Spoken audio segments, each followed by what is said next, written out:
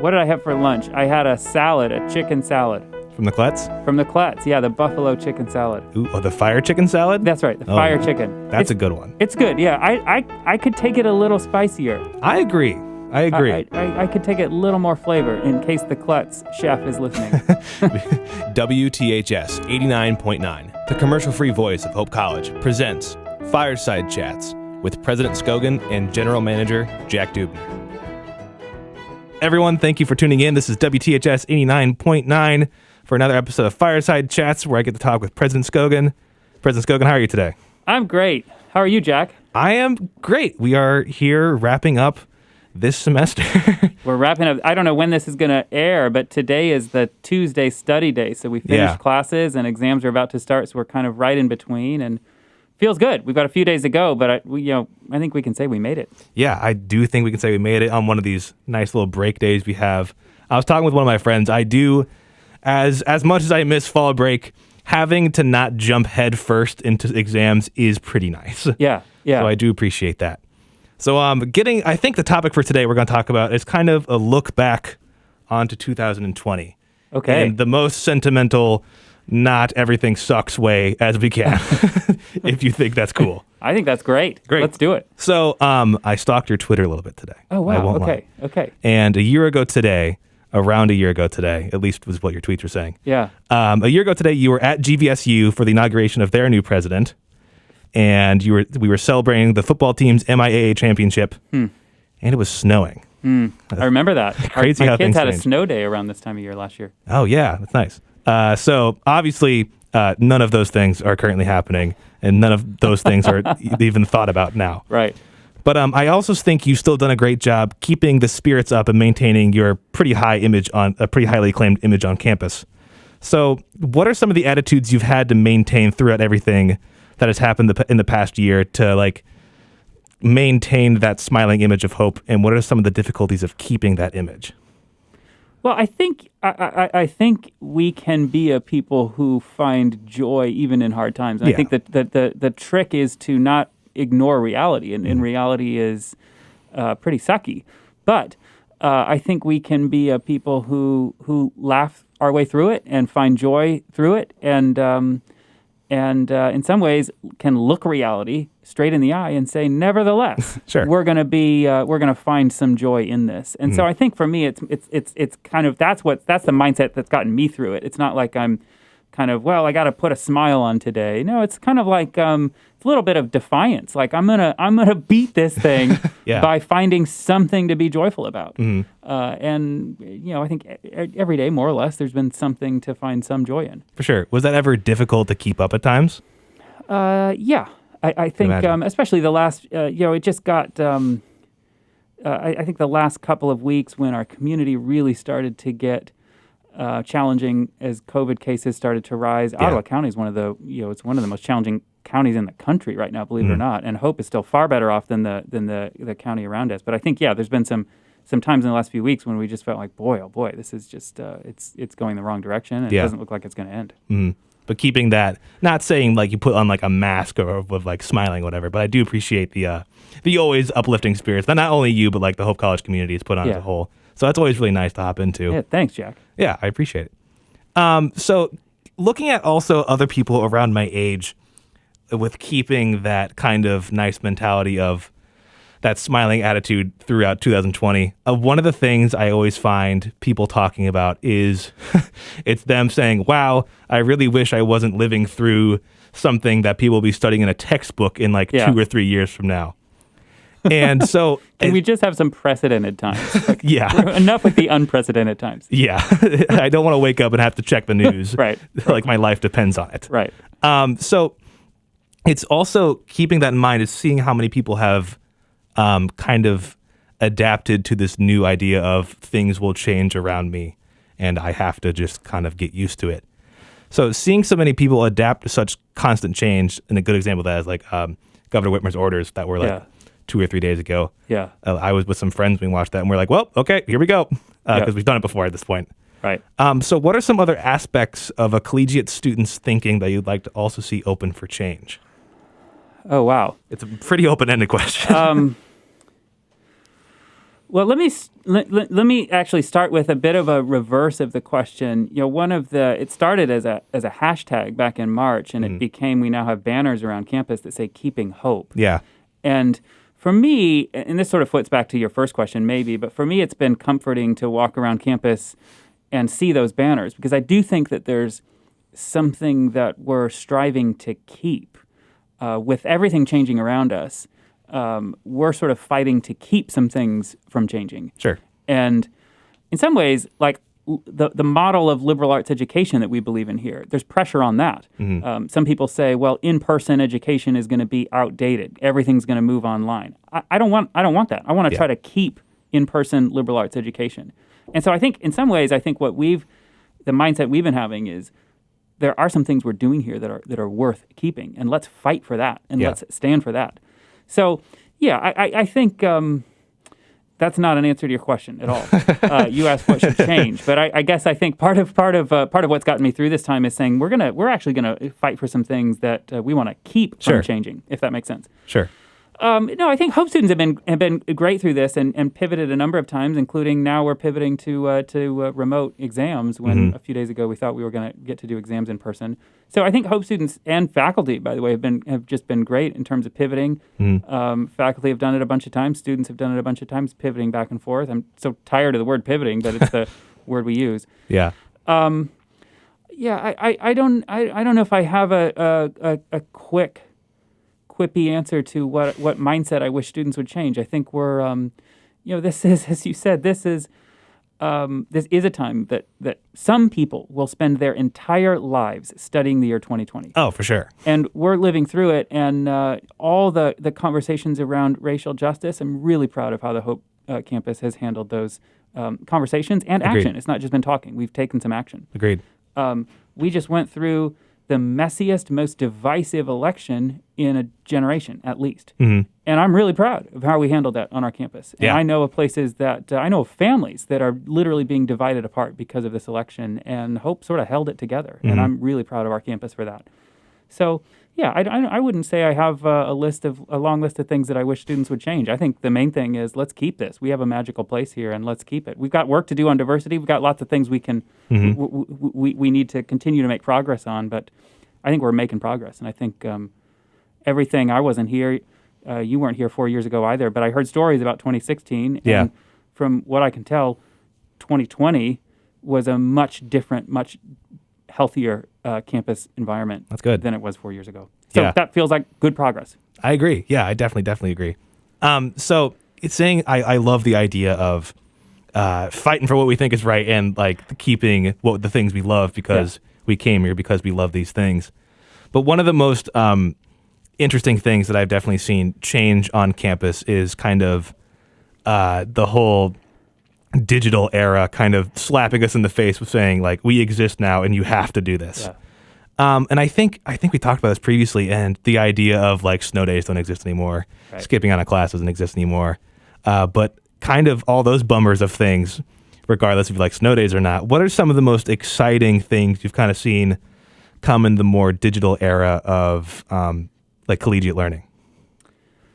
Well, we now have a faculty. We have 274 faculty, and they all have experience teaching online. Yeah. And that a year ago was a small fraction of our faculty that had experience that way. Now they all do. Yeah. And so I think that it's just we're building skill sets. I don't know how or if we'll use that beyond COVID world, but it's a good skill set to have. Agreed. I think we've all learned we can change quicker with a broader aperture than we ever thought we could, at least from an institutional perspective. A year ago, we're doing this grand experiment now. 50% of our courses are all in person, 20% are all online, and 30% are hybrid. Yeah. Like if I would have said to the faculty a year ago, let's try this grand experiment where we do that, it would have been crazy. They would have laughed me out of the room. Correct. So I think we've learned that we can affect change quicker with a much broader impact than we ever thought we could. And it's good to know, actually. It's really good to know that we can do that. We'll go. I actually think the interesting thing is the world is now going to take a hard turn toward online learning. And I think I like Hope being a countercultural place. Let's take a hard turn in the opposite direction. And when the world doubles down on high tech, let's double down on high touch. Yeah. And maybe we can use some technology to make the high touch experience better. But I think for us, the core is let's double down on people experiences. I mean, isn't that one of the main things we've learned through COVID? Correct. That human interaction is valued way more than we ever thought. Everybody said your generation was the iGen, the iGen generation, the generation that's addicted to phones and addicted to technology. Well, when we went remote in March, it was the first people who were asking to come back to in-person was students. It wasn't faculty, it wasn't staff, it wasn't me, it was students. When can we come back? When can we come back? And so I think we've all learned, including the so-called generation that's been addicted to phones, we've all learned that we want in-person experiences. Yeah, I definitely agree with that. And I also appreciate you sticking up for my generation. Too many times I've gotten yelled at for being on a computer for too long. But now I have to do it for classes. But, regardless, yeah, I definitely agree with you. There are so many times where I'm, especially in March, where there was times where like we were rolling with the punches in like March, April. Me and some buddies would get on like a random weekday and just hang out and like play Hangman online or something on Zoom. And for the first few weeks, I was like, this is awesome. I love seeing the guys, even though we're at home, whatever. But after a while, it was just like, oh, we're still doing this.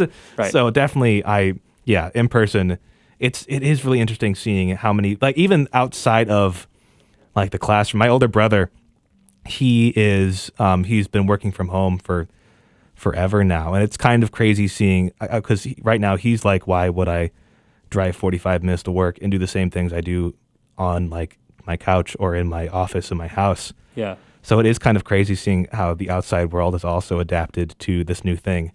So it's crazy seeing also how the generation of phones and screens and things like that are now kind of flipping with the older generation who are anti that. So yeah, I like seeing really interesting things happening. Yeah. Yeah, agreed. Yeah. So moving past things like that as we wrap up our year, so holidays are coming up. Yeah. What are those going to look like for you this year? Honestly, I don't know. We were going to get together with my siblings for Thanksgiving, but now I think that's too big of a group because they're married with kids. So I don't know. I think it may just be the five of us, my wife and our three kids, and just doing something small. So I don't know exactly what our Thanksgiving is going to look like. And Christmas, I haven't even thought that far ahead, to be honest. How many siblings do you have? I'm the oldest of four. Nice. I have one in Grand Rapids, one in Kalamazoo, and one in Detroit. Cool. Yeah. Nice. So that's not too far from everyone. Not too far. Yeah. Regardless, nothing a Zoom call can't fix. That's right. Remind me where you're from again? So I grew up in Portage, Michigan, Correct. which is just south of Kalamazoo. Okay. Did you have any traditions in Portage with the whole family for Thanksgiving or Christmas? We were pretty traditional for both. I mean, Thanksgiving we'd have the meal, the turkey and stuffing and pumpkin pie and all of that. Mm-hmm. Christmas again, pretty traditional. We'd usually go to church on Christmas Eve, and then we kind of had a tradition. We would drive around and look at Christmas. Oh, this is one thing that my dad thought was hysterical. Myers, the store Myers. Yeah. It's only closed. It's 24/7. It's only closed one day a year. Mm-hmm.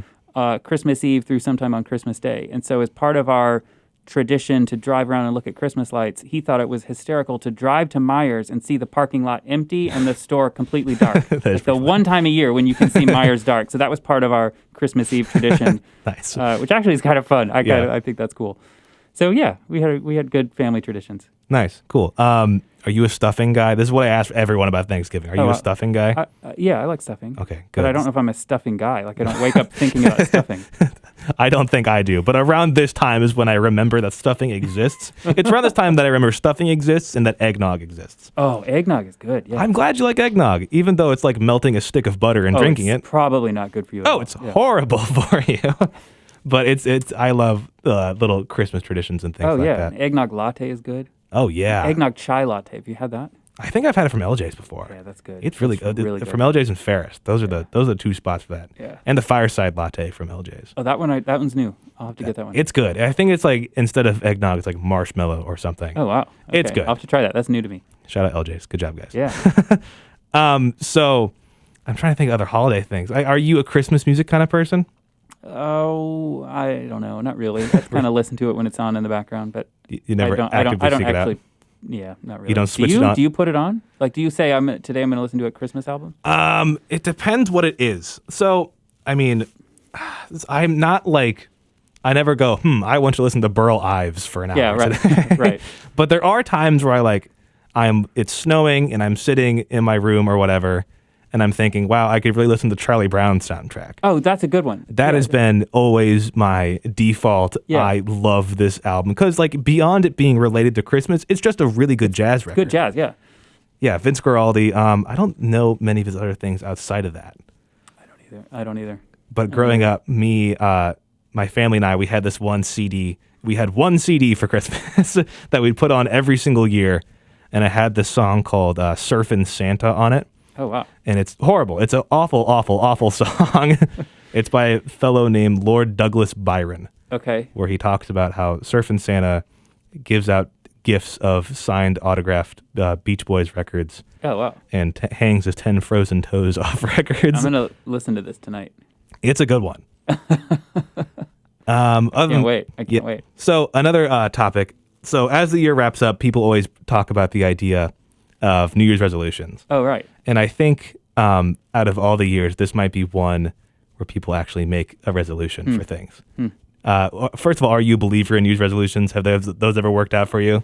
I do New Year's resolutions. I do. What I've found is to keep them pretty narrow and small. Yeah. So one that I did, and I'm still keeping it. I made this New Year's resolution, maybe 3 or 4 years ago, to every year read at least one novel that's more than 100 years old. Wow. And I found that I was reading mostly serious stuff. I wasn't reading a lot of novels, and I kind of wanted to read more nonfiction.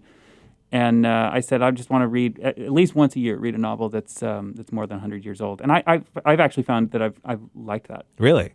Yeah. I didn't know you're such an avid reader. I'm not. Well, I read serious stuff, but I don't ever read novels. My wife only reads novels. Okay, so you're more of a fiction reader. Yeah, that's right. Yeah, that's right. Nice.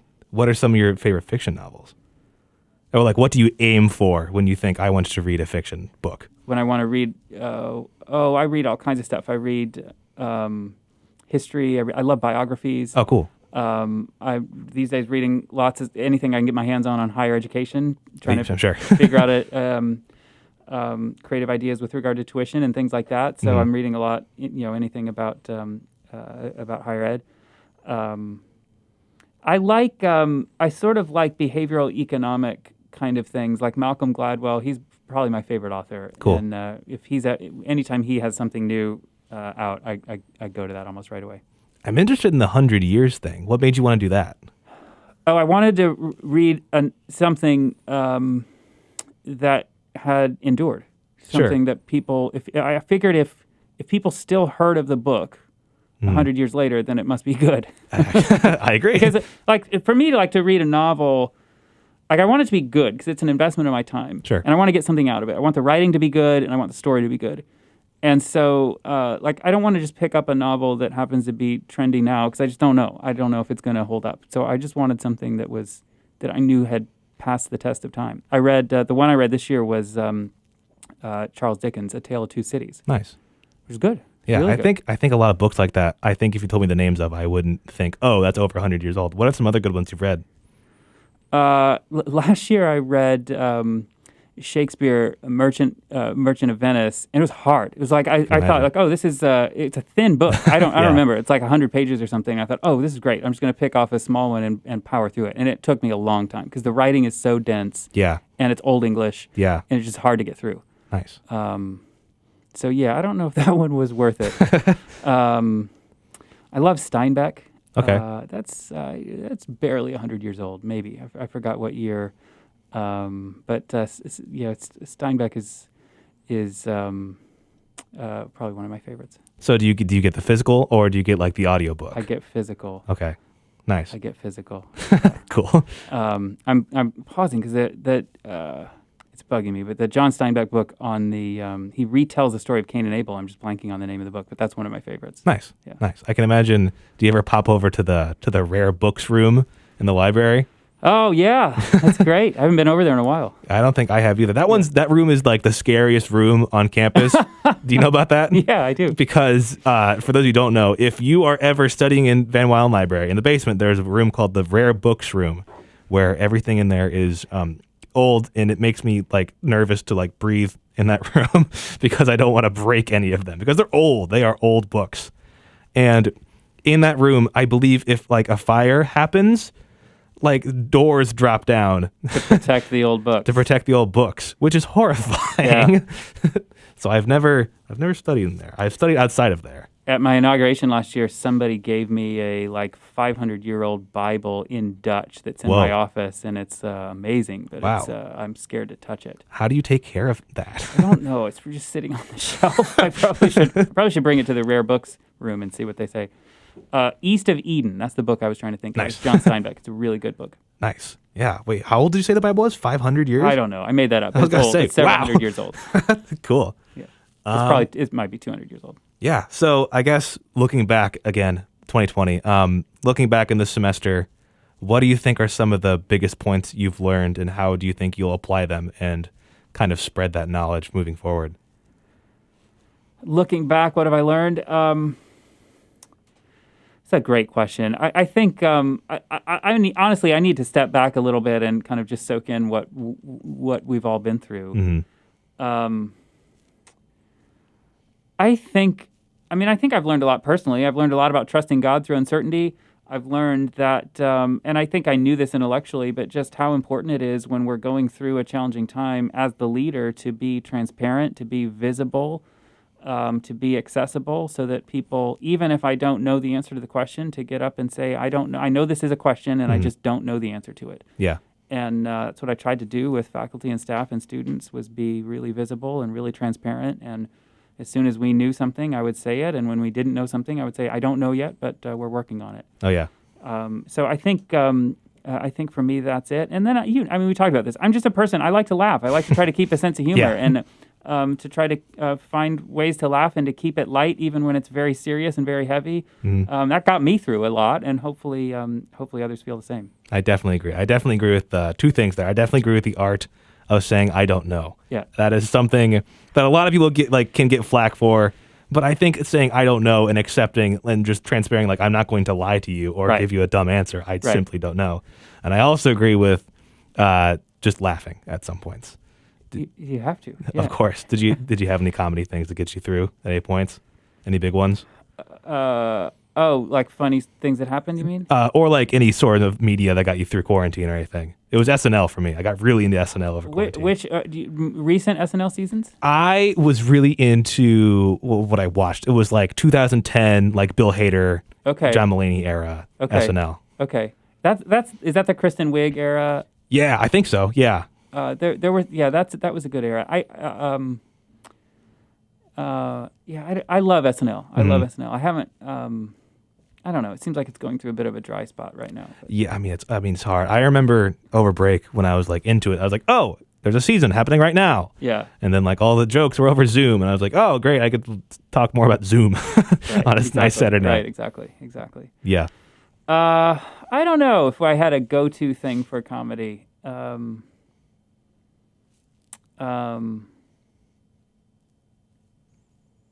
I'm trying to think. It's all right. Jim Gaffigan, I like. I mean, there's a handful of comedians, but I don't feel like I had one thing every time I go to it where I'm like guaranteed to laugh.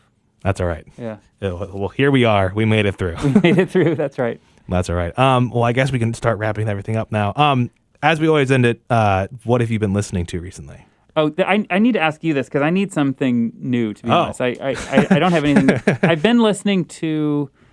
There's a new Tom Petty release that it's called Wildflowers and More, or something like that. Okay, like an expanded version of Wildflowers? Yeah, cool. It's that album, and there's some new, or at least different recordings of those songs, and then there's some new songs that they found. And there's some good ones. There's one called Leave Virginia Alone that's a good song. Sure.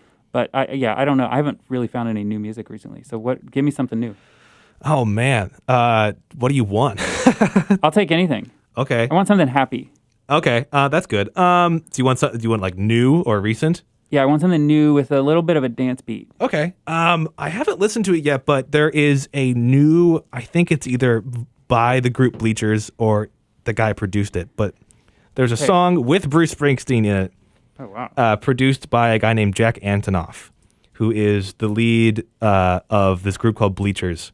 Okay, I'm writing this down, so I'm taking this seriously.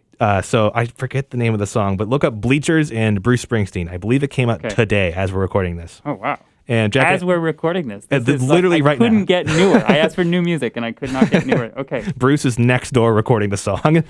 Right. And Jack Antonoff, I trust him. I haven't heard the song yet, but I trust him. He produced the new Lord record. He produced the last two, well, not Folklore, but the one before that Taylor Swift record, and countless other. I think he did the new Lana Del Rey record too. Oh, right. Okay. Incredibly talented guy. I trust him. Okay. So, okay. Yeah. Listen to that. I'm going to listen to it. Cool. I'm gonna look it up. Let me think of something I've been listening to. Oh, my study music. What do you put on in the background? Do you ever put anything on the background whenever you do some work? I do. I have a hard time though. If I put on something with words, I find the words can distract me. So yeah.